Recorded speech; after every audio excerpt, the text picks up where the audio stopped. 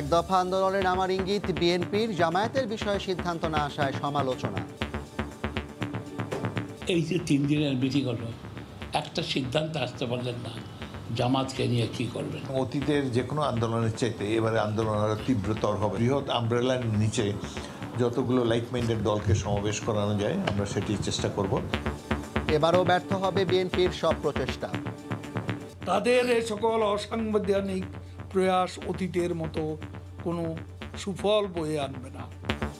3 বছর ধরে বেগম জিয়ার খালাস চেয়ে আপিল কোর্টে ফেলে রেখেছেন তার আইনজীবীরা। হাইকোর্টে গিয়েছি, আপিল বিভাগে গিয়েছি, পিজি হসপিটাল থেকে সার্টিফিকেট এনে দেখিয়েছি, তারপরেও তো কোনো কাজ হচ্ছে না। যে যত বড়ই হোক আদালতে আসতেই হবে। কেউ যদি বলে আদালতের প্রতি আস্থা নাই, সেটা কন্টেম্প্ট অফ কোর্ট। দেখছিলেন প্রধান শিরোনাম। রাত 11টার সময় সঙ্গে আছি আমি জাফর সাদিক। এবার অন্যান্য শীর্ষ সংবাদ। জাতিসংঘের 76তম অধিবেশনে যোগ দিতে নিউ ইয়র্কে প্রধানমন্ত্রী। স্থানীয় আওয়ামী লীগ নেতাকর্মীদের উচ্ছ্বাস, যোগ দিলেন জলবায়ু বিষয়ক বৈঠকে। স্বাস্থ্যের কোটিপতি গাড়ি চালক মালেকের অস্ত্র মামলায় 30 বছরের জেল। অগ্রগতি নেই দুর্নীতি মামলার। রিজেন্ট কাণ্ডে আসামি হয়েছেন স্বাস্থ্যের সাবেক বস আবুল কালাম আজাদ। করোনার ভুয়া সনদ দেয়া 2 প্রতিষ্ঠান পেল বিমানবন্দরে আরটিপিসিআর ল্যাব বসানোর অনুমোদন। মাত্র 3 মাস আগেই কার্যক্রম বন্ধ করে স্বাস্থ্য অধিদপ্তর। এক দফা দাবিতে শিগগিরই রাজপথের আন্দোলনে নামার ইঙ্গিত দিয়েছে বিএনপি। একই সঙ্গে সরকার বিরোধী প্ল্যাটফর্ম তৈরির জন্য বিভিন্ন শ্রেণী পেশার মানুষকে এক ছাতার নিচে আনার পরিকল্পনা করছে দলটি। এদিকে 3 দিনের সিরিজে বৈঠকে জামায়াত ইস্যুতে কোনো সিদ্ধান্তে আসতে না পারায় দলের সমালোচনা করেছেন বিএনপি পন্থী বিশ্লেষকরা। আহমেদ সালেহিনের রিপোর্ট। দলীয় চেয়ারপারসনের গুলশান কার্যালয়ে বিএনপির নেতৃবৃন্দের সঙ্গে টানা 3 দিনের সিরিজ বৈঠক শেষ হয় গত বৃহস্পতিবার। দুর্নীতির মামলায় বেগম জিয়া কারাগারে যাবার পর 3.5 বছরের মধ্যে এটাই দলের সবচেয়ে বড় আয়োজন। রুদ্ধদ্বার সিরিজ বৈঠকের দিকে তখন সবার দৃষ্টি ছিল। সব মহলেই এ নিয়ে নানা জল্পনা কল্পনা। দলটির অন্যতম নেতা অবসরপ্রাপ্ত মেজর হাফিজউদ্দিন আহমেদ সময় সংবাদকে জানান, নানা ইস্যুতে আলোচনা হলেও এক দফা এক দাবির পক্ষেই মত বিএনপির সব পর্যায়ের নেতাদের। তা হলো ভোটাধিকার প্রতিষ্ঠায় সরকারকে হঠাতে একমাত্র রাজপথের আন্দোলনের সিদ্ধান্ত। বিএনপির শুভাকাঙ্ক্ষী বলে পরিচিত ডাক্তার জাফরুল্লাহ মনে করেন, হিসেব নিকেশে নয়, জনগণের অধিকারে এগিয়ে আসতে হবে তাদের। লক্ষ্য আমাদের একটাই, রাজপথে আন্দোলনের মাধ্যমে এই সরকারের অপসারণ করে আমরা তত্ত্বাবধায়ক এবং নিরপেক্ষ সরকারের নির্বাচনে যাব শীঘ্রই। এখন তো আন্দোলনের মৌসুমই তো সামনে আছে। তাদের রাস্তায় নামার জন্য তারা ডিসেম্বর পর্যন্ত কেন সময় লাগবে? 1 সপ্তাহ। ওনারা যাদের সাথে আলাপ আলোচনা করতে চাইছেন, এই জন্য 15 দিন তো যথেষ্ট। আর এই আন্দোলনের জন্য দলমত নির্বিশেষে সবাইকে এক করার কৌশলও হাতে নেওয়া হয়েছে বলে জানান হাফিজউদ্দিন আহমেদ। ডাক্তার জাফরুল্লাহর পরামর্শ, জামাতের সঙ্গত্যাগ ও দলের ভেতরের কোন্দল মেটাতে হবে বিএনপির হাইকমান্ডকে। এই যে 3 দিনের মিটিং হলো, একটা সিদ্ধান্ত আসতে পারলেন না জামাতকে নিয়ে কি করবেন। জামাতকে নিয়ে একটা সিদ্ধান্ত হওয়া উচিত ছিল। একটি বৃহৎ প্ল্যাটফর্ম, একটি বৃহৎ আমব্রেলার নিচে যতগুলো লাইক মাইন্ডেড দলকে সমাবেশ করানো যায় আমরা সেটি চেষ্টা করব। আগামী 21 থেকে 23 সেপ্টেম্বর পর্যন্ত দ্বিতীয় দফায় আবারও বিএনপি নেতৃবৃন্দ বৈঠকে বসবেন। আহমেদ সালেহিন, সময় সংবাদ, ঢাকা। খালাস চেয়ে বেগম খালেদা জিয়ার 2 আপিল শুনানি করতে আগ্রহ নেই তার আইনজীবীদের। আর তাই প্রায় 3 বছর ধরে কোর্টে ফেলে রাখা হয়েছে আপিল। বিএনপি নেত্রীর আইনজীবীরা বলছেন, আদালতে গিয়ে লাভ হবে না। অ্যাটর্নি জেনারেল ও দুদক আইনজীবী বলছেন, বেগম জিয়ার আইনজীবীরা উদ্যোগ না নিলে আইনগতভাবে তাদের কিছুই করার নেই। আফজাল হোসেনের রিপোর্ট। স্থায়ী মুক্তির জন্য সরকারের কাছে আবেদন করলেও 3 বছর ধরে কোর্টের বাইরে বেগম জিয়া। এমনকি জিয়া অরফানেজ ও চ্যারিটেবল ট্রাস্ট দুর্নীতি মামলায় খালাস চেয়ে হাইকোর্ট ও আপিল বিভাগে বিএনপি নেত্রীর আবেদন পড়ে আছে 3 বছর ধরে। বরং এসব আপিল শুনানির উদ্যোগের চেয়ে রাজনৈতিকভাবে মামলা প্রত্যাহারের দাবি জানিয়ে আসছে বিএনপি ও আইনজীবীরা। মুক্তির মেয়াদ বাড়ানোর সবশেষ আবেদনের বিষয়ে সরকারও জানিয়েছেন, স্থায়ী মুক্তির জন্য যেতে হবে আদালতে। এখন কি করবেন আইনজীবীরা?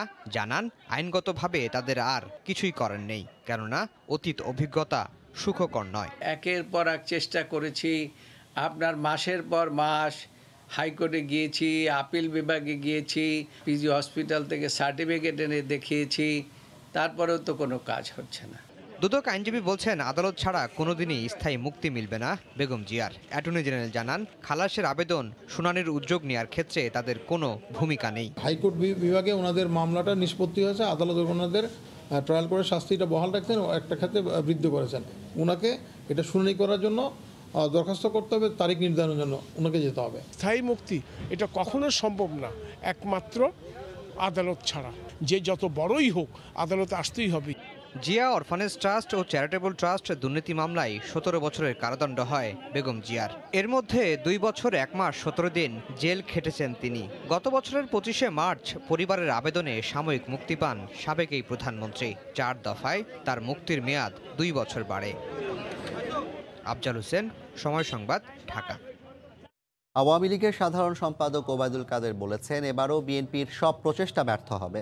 তিনি বলেন, দেশের আইন আদালতের তোয়াক্কা না করে মন গড়া কথা বলাই বিএনপির স্বভাব। সকালে তার বাসভবনে ব্রিফিংয়ে ওবায়দুল কাদের জানান, সংবিধান অনুযায়ী আগামী জাতীয় নির্বাচন হবে। দেশের আইন আদালতে তোয়াক্কা না করে মন গড়া কথা বলাই বিএনপির স্বভাব। বিএনপি যেমনি গায়ের জোরে আইন লঙ্ঘন করতে চায়, তেমনি সংবিধানও জানতে চায় না। জাতীয় নির্বাচন কিভাবে, কার অধীনে হবে, এটা মীমাংসিত বিষয়। সংবিধান সম্মতভাবে পরবর্তী নির্বাচন অনুষ্ঠিত হবে। নির্বাচনী পরিবেশ বিনষ্টের জন্য বরং বিএনপি প্রস্তুতি শুরু করেছে। তাদের এ সকল অসাংবিধানিক প্রয়াস অতীতের মতো কোনো সুফল বয়ে আনবে না। জলবায়ু পরিবর্তনের সংকট উত্তরণে বিশ্ব নেতাদের আরও সাহসী ও শক্তিশালী পদক্ষেপ নেওয়ার আহ্বান জানিয়েছেন প্রধানমন্ত্রী শেখ হাসিনা। বলেছেন, সোমবার স্থানীয় সময় সকালে নিউ ইয়র্কে জাতিসংঘের জলবায়ু বিষয়ক বৈঠকে যোগ দেন প্রধানমন্ত্রী। নিউ ইয়র্কে জাতিসংঘ সদর দপ্তরে অনুষ্ঠিত ওই রুদ্ধদ্বার বৈঠকে সভাপতিত্ব করেন সংস্থাটির মহাসচিব আন্তোনিও গুতেরেস এবং ব্রিটিশ প্রধানমন্ত্রী বরিস জনসন। এ সময় আগামী 31শে অক্টোবর থেকে 12ই নভেম্বর পর্যন্ত স্কটল্যান্ডের গ্লাসগোতে অনুষ্ঠেয় জলবায়ু সম্মেলন COP26 সফল করতে করণীয় নিয়ে আলোচনা করেন বিশ্ব নেতারা।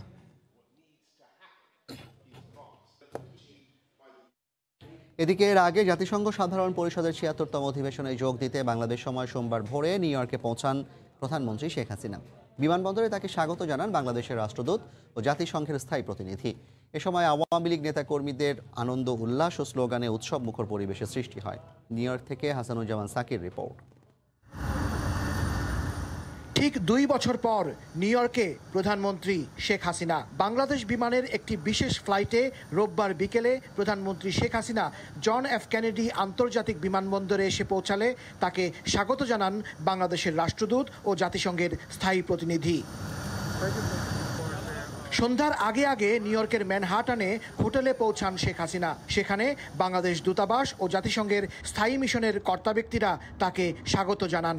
মাননীয় প্রধানমন্ত্রী রাষ্ট্রনায়ক শেখ হাসিনা এই জেএফকে বিমানবন্দরে এসে পৌঁছেছেন।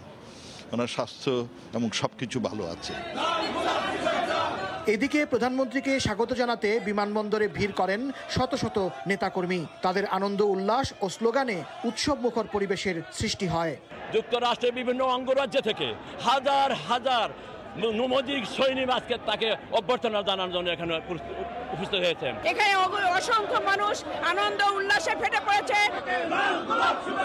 প্রধানমন্ত্রী শেখ হাসিনার আগমন উপলক্ষে নিউ ইয়র্কে এখন সাজ রব। দলীয় নেতাকর্মীদের মাঝে উৎসব আমেজ। সোমবার থেকে জাতিসংঘে প্রধানমন্ত্রী তার আনুষ্ঠানিক কর্মসূচি শুরু করবেন আর সাধারণ পরিষদে বাংলায় ভাষণ দেবেন 24 September. Hasanuzzaman Saki, Somoy Sangbad, John F Kennedy International Airport, New York. দু একটি বিচ্ছিন্ন ঘটনা ছাড়া সারা দেশে ইউনিয়ন পরিষদ ও পৌরসভা নির্বাচন সুষ্ঠু হয়েছে বলে দাবি করেছেন নির্বাচন কমিশন সচিব হুমায়ুন কবির খন্দকার। বিকেলে কমিশন সচিবালয়ে নির্বাচন পরবর্তী সংবাদ সম্মেলনে ইসি সচিব জানান, অনিয়মের অভিযোগে 5টি কেন্দ্রে ভোট গ্রহণ স্থগিত করা হয়েছে। আমাদের জন্য খুব বেদনাদায়ক, দুঃখজনক। মহেশখালী এবং কুতুবদিয়ায় একটি করে 2 জন লোক নিহত হয়েছেন। এছাড়া মোটামুটি আর সব জায়গায় আমরা যতটুকু আমরা খবর পেয়েছি আমাদের তথ্য মতে যে আমরা দেখেছি যে নির্বাচন সুষ্ঠুভাবে হয়েছে। যে মৃত্যুটি ঘটেছে আপনারা জেনেছেন, সেটি তাদের 2 গ্রুপের মধ্যে হয়ে আমরা জানি মহেশখালীতে এই ঘটনাটি ঘটেছে। আর কুতুবদিয়া যেটা আমাদের যে প্রিজাইডিং অফিসার কাছ থেকে ব্যালট পেপার ছিনাইতে গিয়েছে, আমাদের ল এনফোর্সিং এজেন্সি যারা তারা প্রিজাইডিং অফিসারের নির্দেশে তারা গুলি ওপেন করেছে। দুর্নীতি করে শত কোটি টাকার মালিক বনে যাওয়া স্বাস্থ্য অধিদপ্তরের গাড়ি চালক আব্দুল মালেককে 30 বছরের কারাদণ্ড দিয়েছেন আদালত। অস্ত্র আইনের মামলায় আলাদা 2 ধারায় 15 বছর করে দেওয়া হয়েছে সাজা। একসঙ্গে সাজা কার্যকর হওয়ায় মালেককে জেল খাটতে হবে 15 বছর। নামে বেনামে শত কোটি টাকার সম্পদের মালিক স্বাস্থ্য শিক্ষা অধিদপ্তরের আলোচিত ড্রাইভার আব্দুল মালেককে সোমবার আদালতে তোলা হয় র্যাবের করা অস্ত্র মামলায়। এদিন ঢাকার তৃতীয় অতিরিক্ত মহানগর দায়রা জজ রবিউল আলম রায় ঘোষণা করেন। মামলার 13 সাক্ষীর সাক্ষ্য আমলে নিয়ে আদালত অবৈধ পিস্তল রাখার দায়ে 15 বছর ও ম্যাগজিন সহ গুলি রাখার দায়ে 15 বছর করে মোট 30 বছরের কারাদণ্ড দেন মালেককে। দুটি ধারায় 15 বছর করে 30 বছর সাজা সশ্রম কারাদণ্ড দেওয়া হয়েছে এবং এই সাজাগুলি একসাথেই চলবে। আমরা এর মোটর সন্তুষ্ট না, যেহেতু উচ্চ আদালতে যাওয়ার সুযোগ রয়েছে আমরা সার্টেনলি উচ্চ আদালতে যাব। গত বছরের 20 সেপ্টেম্বর তুরাগের বাসায় অভিযান চালিয়ে মালিকের বাসা থেকে বিদেশি পিস্তল, ম্যাগজিন, গুলি ও জাল টাকা উদ্ধার করে র্যাব। সামান্য বেতনের কর্মচারী হয়েও দুর্নীতি আর অনিয়ম করে সম্পদের পাহাড় করার অভিযোগে মালেকের বিরুদ্ধে দুর্নীতি দমন কমিশনের মামলাও বিচারাধীন। ড্রাইভার মালেকের রাজধানীর তুরাগের দক্ষিণ বামনপাড়ার 6 কাঠা জায়গার ওপর 7 তলা 2টি আবাসিক ভবনের 24টি ফ্ল্যাট, তার পাশেই 12 কাঠার প্লট, দক্ষিণ কামারপাড়ায় 15 কাঠার ডেইরি ফার্ম আর হাতিরপুলে 4.5 কাঠার ওপর নির্মাণাধীন 10 তলা ভবনের সন্ধান পেয়েছে আইন শৃঙ্খলা রক্ষাকারী বাহিনী। মার্জিয়া মুমু, সময় সংবাদ, ঢাকা। এদিকে রিজেন্ট কাণ্ডে অর্থ আত্মসাৎ মামলায় প্রথমে বাদ দেয়া হলেও শেষ পর্যন্ত স্বাস্থ্য অধিদপ্তরের সাবেক ডিজি আবুল কালাম আজাদকে আসামি করা হচ্ছে। তদন্তে সম্পৃক্ততা পাওয়ায় আবুল কালাম আজাদ সহ 6 জনকে অভিযুক্ত করে দেয়া তদন্ত প্রতিবেদন অনুমোদনও দিয়েছে দুদক। করোনা পরীক্ষার ভুয়া রিপোর্ট দেওয়ার অভিযোগে গত বছরের 6 জুলাই উত্তরার রিজেন্ট হাসপাতাল সিলগালা করার পর প্রশ্ন ওঠে লাইসেন্সের মেয়াদ না থাকার পরও রিজেন্ট হাসপাতালকে ডেডিকেটেড কোভিড হাসপাতালে রূপান্তর কি করে হলো। আর তাতেই সামনে আসে তড়িঘড়ি করে চুক্তি অনুষ্ঠান আয়োজনের ছবি। সেখানে উপস্থিত ছিলেন অধিদপ্তরের তৎকালীন মহাপরিচালক সহ স্বাস্থ্য খাতের উচ্চ পর্যায়ের ব্যক্তিরা। আমাকে নিয়ে অপপ্রচারের অপপ্রচেষ্টা শুরু হয়েছে। রিজেন্ট হাসপাতালের প্রতারণার অভিযোগ নিয়ে বারবার গণমাধ্যমের প্রশ্নের উত্তর এড়িয়ে যান তিনি। দুদকের জিজ্ঞাসাবাদের পর গত বছরের 13ই আগস্ট নিজেকে সৎ দাবি করে দুর্নীতির সঙ্গে জড়িতদের শাস্তিও চান স্বাস্থ্যের সাবেক ডিজি। করোনার নমুনা পরীক্ষা নিয়ে জালিয়াতি ও চিকিৎসা বাবদ 3 কোটি 34 লাখ টাকা আত্মসাতের অভিযোগে গত বছরের সেপ্টেম্বরে মামলা করে দুর্নীতি দমন কমিশন। বাদ দেওয়া হয় আলোচিত স্বাস্থ্যের সাবেক ডিজি আবুল কালাম আজাদের নাম। আসামি করা হয় স্বাস্থ্য অধিদপ্তরের সাবেক হাসপাতাল পরিচালক আমিনুল হাসান, রিজেন্ট গ্রুপের চেয়ারম্যান মোহাম্মদ শাহেদ করিম সহ 5 জনকে। মামলার তদন্তে করোনাকালীন দুর্নীতির সঙ্গে আবুল কালাম আজাদের সম্পৃক্ততা বেরিয়ে আসে। 1 বছর পর অর্থ আত্মসাৎ ও ক্ষমতার অপব্যবহারের মামলায় রিজেন্ট কাণ্ডের হোতা শাহেদ সহ অন্য 5 জনের সঙ্গে স্বাস্থ্যের সাবেক ডিজিকে আসামি করে চার্জশিট অনুমোদন দেয় কমিশন। ওনার বিরুদ্ধে অভিযোগ রিজেন্ট হসপিটাল দুটোকে ডেডিকেটেড হসপিটালে রূপান্তর করায় তিনি তাদের সাথে রিজেন্ট হসপিটাল কর্তৃপক্ষের সাথে এমইউ করেছেন এবং এই এমইউ করার জন্য মন্ত্রণালয়ের কোনো অনুমোদন ছিল না। শিগগিরই এই অভিযোগপত্র আদালতে দাখিল করা হবে বলে জানিয়েছে দুদক। সেলিয়া সুলতানা, সময় সংবাদ, ঢাকা। বিমানবন্দরে আরটিপিসিআর ল্যাব স্থাপনে অনুমোদন পেয়েছে বিতর্কিত প্রতিষ্ঠানগুলো। অনুমোদন পাওয়া অন্তত 2টি প্রতিষ্ঠানকে করোনা পরীক্ষায় অনিয়মের অভিযোগে খোদ স্বাস্থ্য অধিদপ্তরই মাত্র 3 মাস আগে কার্যক্রম বন্ধ রাখার আদেশ দিয়েছিল। আতিকুর রহমান তমালের রিপোর্ট। দেশের অর্থনীতিতে সবচেয়ে বড় অবদান এই প্রবাসী শ্রমিকদের রেমিটেন্স যুদ্ধের কথা চিন্তা করে বিমানবন্দরগুলোতে আরটিপিসিআর ল্যাব স্থাপনের সিদ্ধান্ত নেয় সরকার। সম্প্রতি শাহজালাল আন্তর্জাতিক বিমানবন্দরে ল্যাব স্থাপনের জন্য 7টি প্রতিষ্ঠানকে অনুমোদন দেওয়া হয়েছে। যদিও অনুমোদন পাওয়া 7টির মধ্যে 2টি প্রতিষ্ঠানের বিরুদ্ধে অতীতে করোনার ভুয়া সনদ দেওয়া সহ বিনিময় নমুনা পরীক্ষা ছাড়াই ফল দেওয়ার অভিযোগ ছিল। সেই অভিযোগে প্রতিষ্ঠান দুটির কার্যক্রম বন্ধের আদেশ দেয় খোদ স্বাস্থ্য অধিদপ্তর। গত জুন মাসে দেওয়া সেই আদেশের পর এখন তারাই কিভাবে ল্যাব স্থাপনের অনুমতি পেল সেটি জানতে অভিযুক্ত সিএসবিএফ হেলথ সেন্টারে যোগাযোগ করা হয়, কিন্তু তারা কথা বলতে রাজি নয়। এখন আমাদের ম্যানেজমেন্টের কেউ নাই। এছাড়া কি আছে? মানে কেউ না কেউ তো আছেন, তাই না? এছাড়া আমরা যারা এমপ্লয়ি তারাই আছে। তাহলে ফোন নাম্বার দেন, ফোন করি। হটলাইন নাম্বারে ফোন দিলেই হয়ে যাবে। আপনার হটলাইন তো বন্ধ। তাহলে তো করার কিছু নাই। একই অভিযোগ স্টিমস হেলথ কেয়ারের বিরুদ্ধেও। তবে তারা বলছে সে সময় 1 মাস কার্যক্রম বন্ধ থাকলেও পরে তারা সকল শর্ত পূরণ করে কার্যক্রম শুরুর আদেশ পান। এটা আসলে বন্ধ না, সাময়িক স্থগিত ছিল। ওনারা কিছু অবজারভেশন দিয়েছিল এবং আমাদের মেশিনের কোয়ালিটিটা ওনারা পরে চেক করেছে এবং 100% অ্যাকুরেট পেয়েছে। সব কিছু অ্যাকুরেট পেয়ে তারপর 2 থেকে 3 বার ওনারা ভিজিট করেছিল এখানে। ভিজিট করার পর সব কিছু যখন তারা অ্যাকুরেট পেয়েছে তারপর আমাদের স্থগিতাদেশটা প্রত্যাহার করে এবং তারপর থেকে আমরা আমাদের নর্মাল প্রসিডিউরে টেস্ট চালিয়ে যাই। একই রকম বক্তব্য অধিদপ্তরের কর্তা ব্যক্তিদেরও। তাদের যে উইকনেসগুলি ছিল, ভুল ত্রুটি ছিল, তারা সেগুলি সংশোধন করে। আমরা আগেরবার যেভাবে তাদেরকে সাময়িকভাবে বন্ধ করার জন্য যে প্রসিডিউর অবলম্বন করেছিলাম, ঠিক তদ্রূপ প্রসিডিউর অবলম্বন করে আমরা তাদেরকে পুনরায় এই ল্যাবগুলি চালু করার জন্য এবং বিদেশগামীদের রিপোর্ট করার জন্য পারমিশন দিই। উন্মুক্ত দরপত্রের মাধ্যমে এই বাছাই প্রক্রিয়া হয় বলে জানিয়েছে স্বাস্থ্য অধিদপ্তর। হাতিকুর রহমান তমাল, সময় সংবাদ, ঢাকা। বিশ্বজুড়ে আবারও করোনার টিকা রপ্তানির ঘোষণা দিল ভারত। অক্টোবর থেকে টিকা রপ্তানির প্রক্রিয়া শুরু হবে বলে সোমবার জানান দেশটির কেন্দ্রীয় স্বাস্থ্যমন্ত্রী মানসুখ মান্দাভিয়া। স্বাস্থ্যমন্ত্রী জানান, গত এপ্রিল থেকে ভারতে ভ্যাকসিনের উৎপাদন দ্বিগুণের বেশি হয়েছে। আগামী মাসে উৎপাদন 30 কোটি ডোজের 4 গুণ হতে যাচ্ছে। এবারও ভ্যাকসিন রপ্তানিতে প্রতিবেশী দেশগুলো অগ্রাধিকার দেওয়া হবে। ভারতের প্রধানমন্ত্রী নরেন্দ্র মোদীর যুক্তরাষ্ট্র সফরের একদিন আগে এই ঘোষণা দিল দেশটি। ওয়াশিংটন সফরে মার্কিন প্রেসিডেন্ট জো বাইডেনের সাথে বিশ্বজুড়ে টিকা সরবরাহ নিয়ে আলোচনার কথা রয়েছে নরেন্দ্র মোদীর। ব্যাডমিন্টন খেলার ব্যাটের আঘাতে স্ত্রীর হাতে খুন হন আব্দুর রহমান নামে এক ব্যক্তি। এ ঘটনায় রাজধানীর খিলগাঁও থানায় একটি মামলা করা হয়েছে। আঘাত করা হয় তার স্ত্রীকে। প্রাথমিক জিজ্ঞাসাবাদে ঘটনার সত্যতা স্বীকার করেছে বলে জানায় পুলিশ। রাজধানীর গোরানের 9 নম্বর রোডের টিন শেড ঘরে 3 সন্তানের মধ্যে 2 ছেলে ও স্ত্রীকে নিয়ে 5 মাস ধরে ভাড়া থাকতেন আব্দুর রহমান। 3 মাসের ভাড়া বকেয়া থাকায় এ বিষয় নিয়ে সোমবার সকালে স্ত্রী নাজমার সঙ্গে ঝগড়া বাঁধে। কথা কাটাকাটির এক পর্যায়ে স্বামী স্ত্রীকে ছেলের ব্যাডমিন্টনের ব্যাট দিয়ে মারধর করে। ধস্তাধস্তির সময় ব্যাট ভেঙে যায়। পরে ব্যাটের ভাঙা অংশ দিয়ে স্ত্রী বুকে আঘাত করলে আহত হন আব্দুর রহমান। তার আগে বাড়ি আমার বাড়ি দিয়ে আমার লাভ দিয়ে উঠি আসিয়ে দেখে এখানের মধ্যে হওয়া গামছা দিয়ে বেঁধে নিচ্ছে সবাই ভাড়াটিয়ারা মিলিয়ে। পরে আমরা তাড়াহুড়ো করে পাঠিয়ে দিচ্ছি মেডিকেল। এ সময় ঘটনাস্থলে থাকা নাজমার মা, ভাই সহ প্রতিবেশীরা খিদমা হাসপাতালে নেয়ার সময় মারা যান আব্দুর রহমান। ঢাকা মেডিকেল নিয়ে যেতেছিল, যাইতে যাইতে মারা গেছে। কথা ঠিক আমার মামার ভয় পায় চলে গেছে। খবর পেয়ে পুলিশ লাশ উদ্ধার করে ঢাকা মেডিকেলের মর্গে পাঠায়।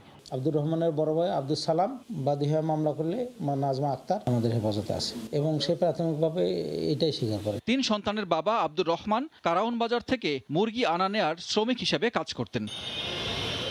সানবীর রূপল, সময় সংবাদ, ঢাকা। 11 সাংবাদিক নেতার ব্যাংক হিসাব তলব করে যে চিঠি দেওয়া হয়েছে সেটি অপ্রত্যাশিত বলে মন্তব্য করেছেন স্বরাষ্ট্রমন্ত্রী আসাদুজ্জামান খান কামাল। কেন, কিভাবে এ ধরনের হিসাব তলব করা হয়েছে বিষয়টি খতিয়ে দেখে প্রয়োজনীয় ব্যবস্থা নেওয়ার আশ্বাস দিয়েছেন তিনি। দুপুরে সচিবালয়ে স্বরাষ্ট্রমন্ত্রীর সাথে দেখা করেন সাংবাদিক সংগঠনের নেতারা। জাতীয় প্রেস ক্লাবের সভাপতি সম্পাদক এবং বাংলাদেশ ফেডারেল সাংবাদিক ইউনিয়নের একাংশের সভাপতি ও ভারপ্রাপ্ত মহাসচিব সহ 11 সাংবাদিক নেতার ব্যাংক হিসাব তলব করে গত 12 সেপ্টেম্বর চিঠি দেয় বাংলাদেশ ব্যাংকের ফাইন্যান্সিয়াল ইন্টেলিজেন্স ইউনিট। এরই প্রতিবাদে জাতীয় প্রেস ক্লাবের সামনে রোববার মানববন্ধন ও বিক্ষোভ সমাবেশ করে দেশের সাংবাদিকরা। বিষয়টি নিয়ে আলোচনার জন্য সোমবার স্বরাষ্ট্রমন্ত্রীর সঙ্গে দেখা করেন সাংবাদিক নেতারা। ব্যক্তিগতভাবে চিঠি না দিয়ে সংগঠনের নেতা হিসেবে ব্যাংক হিসাব তলব করায় তারা বিব্রত জানিয়ে এ বিষয়ে দ্রুত ব্যবস্থা নেওয়ার দাবি জানান। সাংবাদিকতা আইনের বাইরে না, নিশ্চয়ই আমি যদি জঙ্গি সাথে জড়িত থাকি ন্যাচারালি আমার শাস্তি হবে। সাংবাদিক সংগঠনের ইলেকটেড লিডার্স তাদেরকে যখন তো টার্গেট করো তাহলে ওই পেশা বোধহয় সাংবাদিকদের বিরুদ্ধে চলে গেল। রাজনৈতিক নীতি নির্ধারকদেরকে পাশ কাটিয়ে অন্যরা যে সিচুয়েশনটা তৈরি করতেছে তারা কিন্তু আমাদের সামনাসামনি নেই। আপনাদের কাছে আমরা ব্যাখ্যা চাচ্ছি। এ বিষয়ে স্বরাষ্ট্রমন্ত্রী জানান, সাংবাদিকদের চিঠি দেওয়ার বিষয়টি অপ্রত্যাশিত। আমার মনে হয় একটা ভুল বোঝাবুঝির মাধ্যমে চিঠিটা গিয়েছে। যেখানেই যে থাকুক চিঠিটা আমি ব্যক্তিগতভাবে মনে করি এরকমভাবে যাওয়া উচিত হয়, যাতে এই ধরনের ঘটনা পুনরাবৃত্তি না হয় সেগুলো আমরা দেখি। আপনাদের সঙ্গে আমি সম্পূর্ণ একমত যে চিঠিটা অপ্রত্যাশিত।